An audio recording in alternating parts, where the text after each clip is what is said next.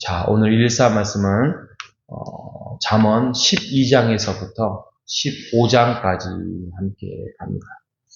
몇 가지 좀 우리가 정리를 할 필요가 있습니다. 대부분 지금 이제 1장부터 9장까지가 나의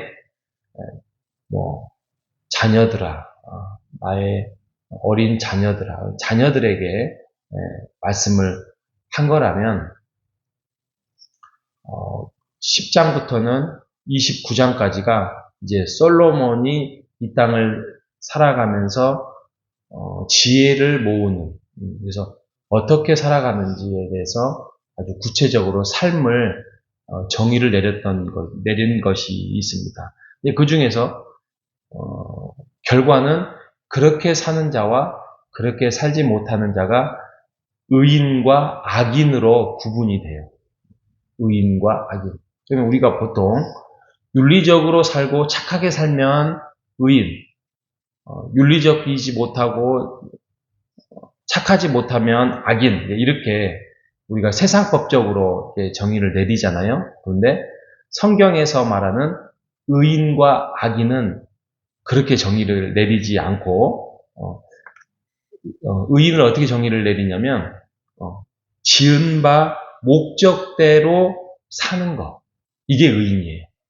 그러니까 하나님이 태초에 천지를 창조하시고 보기에 좋았고, 그러니까 그 자연 만물은 보기 좋은 대로 인격이 없기 때문에 존재하는 거잖아요. 그죠? 우리가 산을 보고 와 좋다, 그 말은 창조의 목적대로 그들은 그 자리를 지키고 있는 거예요. 그죠? 근데 오직 사람만 그러지 못해서 타락을 했잖아요. 그러니까 원래는 6일째 되는 창조된 목적대로 살면은 하나님의 말씀대로 심히 보기에 좋았다. 이게 어떻게 보면 창조의 목적대로 사람들이 살아간다고 하면 그게 의인입니다. 그리고 그 목적대로 살지 못하면 그게 악인이 되는 거예요. 이 정의가 한번 필요하고요. 그 다음에 두 번째로는 교만이에요. 교만. 우리가 교만은 막 욕심이 많고 거짓말이 많고 또 굉장히 권위주의적이고 이런 사람을 교만한 자라고 생각을 하는데 교만한 자는 없는 것을 있는 것처럼 드러내는 것, 이렇게 정리하신대요. 머릿속에 하나님을 경외하고 하나님의 뜻을 따르려고 마음이 없는데 그것을 있는 것처럼 드러내는 것이 그게 교만입니다. 외식이죠, 외식. 없는데 있는 것처럼 하는 것. 그래서 사랑이 없고 그 안에는 온유함이 없는 것이죠. 오늘 12장에서부터 15장까지 이제 말씀을 우리가 보는데 우리가 이 말씀을 외울 수는 없어도 적어도 어떤 내용들이 있는지에 대해서 좀 기억하고 있다면 우리의 삶을 살아가면서 어떤 선택을 해야 되고 어떤 갈림길에 있을 때 그래, 한번 잠언에서는 어떤 내용들을 우리에게 가르쳐주고 있는지에 대해서 우리가 답을 찾아갈 수 있다면 참 좋은 거죠. 예를 들어서 12장만 먼저 살펴보기로 합니다만 12장은 이렇게 되어 있습니다. 지혜의 교훈의 중요성을 알고 싶으냐? 그게 1절부터 3절까지 나와 있고요. 두 번째로는 게으른 자와 부지런한 자의 차이, 그것을 결과적으로 알고 싶으면 그것도 12장 4절에서부터 6절까지 나와 있습니다. 그리고 재물 사용과 가치에 대해서 우리가 정의를 내리고 알고 싶다면 12장 7절에서부터 11절까지 나와 있습니다. 그리고 소망의 마음을 간직한 채 우리가 다짐을 하고 싶고 훈계를 받고 싶으면 그것도 12장 12절에서부터 15절까지 잘 나와 있습니다. 다섯 번째로는 어떤 훈계에 대해서 지혜의 열매를, 훈계를 듣고 그것을 따랐을 때 지혜의 열매를 맺고 싶으면 그것도 12장 16절에서부터 21절까지 나와 있습니다. 그럼 마지막으로 가정의 유산을 잘 간직하고 싶으십니까? 가정의 소중함, 가정의 유산들, 그러면 그것도 12장 22절에서 25절까지 잘 나와 있습니다. 이런 것들이 정의가 딱딱 되어 있어요. 그러니까 세상에 말하는 어떤 윤리와 가치는 환경과 역사와 시대에 따라서 바뀌죠. 그렇죠? 근데 우리가 믿는 사람이든 안 믿는 사람이든 세상 사람들이 아무리 그것을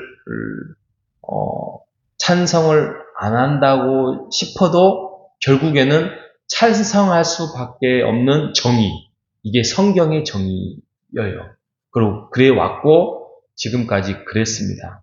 그래서 우리가 이 땅을 살아가면서 지혜의 어떤 경지에 오르지는 못할지언정 어떤 살면서 문제가 발생이 되고 그 문제에 대해서 어떤 좋은 조언을 얻고 싶고 또 많은 사람들의 어떤 경험을 통하여서 그 문제를 해결하고 싶다면 잠언을 충실하게 읽어보는 여러분 되시기를 바랍니다.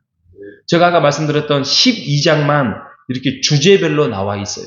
그러면 13장도 있고 14장도 있고 우리가 그것을 기억하지 못하고 꺼내지 못할 뿐입니다. 그래서 우리가 다른 말씀도 소중하고 중요한데 우리가 잠언 말씀 정도는 우리가 늘 우리의 마음에 또 우리의 삶에 끼고 살아가는 여러분 되시기를 바랍니다. 어떤 분들은 그렇게 하시는 분도 있더라고요. 날마다 1장씩 있습니다. 날마다 1장씩 읽으면 이게 딱 31장이에요. 그죠?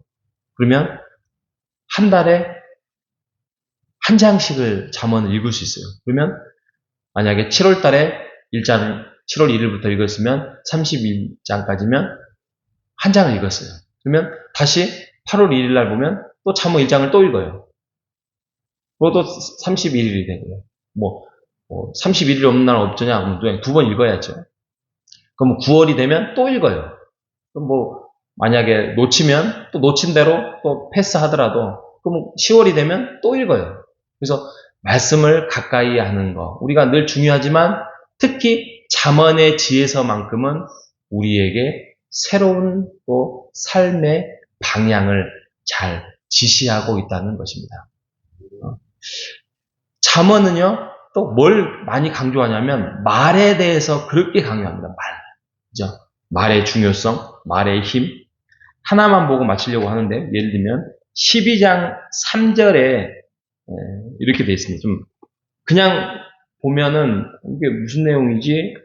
왜 이렇게 표현했지 할 수 있는데 13장 3절